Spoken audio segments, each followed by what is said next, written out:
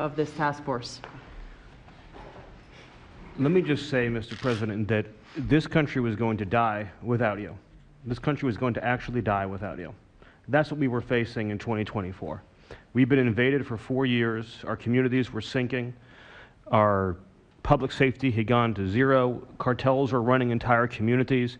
Sex trafficking, child trafficking, labor trafficking was out of control. Overdoses were out of control. The cartels were claiming more and more territory. City services were buckling. This was a country on the verge of dying, and you alone saved it. And when you stepped forward originally in 2016, you started the movement to make America great again. And that means make America great again in every way. And that means safety and prosperity and peace and freedom from cartels and crime and gangs. And your vision and your leadership in declaring war on the drug cartels is the single most successful public safety initiative in American history.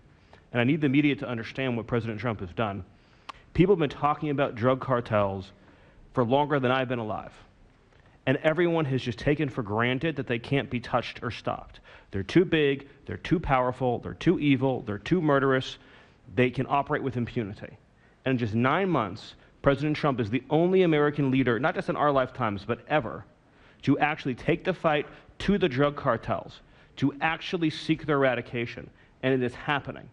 And so while the Democrats are shutting the government down and fighting for free health care for illegal aliens, look at what President Trump has assembled here. He's assembled a team under his vision, direction, and leadership that is saving hundreds of thousands of lives. Hundreds of thousands of lives. And only President Trump could have done this. And I will say one last thing, which is that his courage has been an inspiration to everyone else in this room. There are people in this room, I'm looking at, for example, at Todd Lyons, who have been relentlessly doxxed and harassed and threatened. But when they see President Trump's courage, what he's been through for 10 years to save America, when they came after his family, his businesses, his safety, his freedom, everyone at this table knows we can give whatever it takes to get the mission done. So President Trump, thank you for your leadership, your boldness, your courage, and your vision. We're honored to serve underneath you. Well, I want to thank you, Stephen. And I have to say that, I've been making the rounds. I'm leaving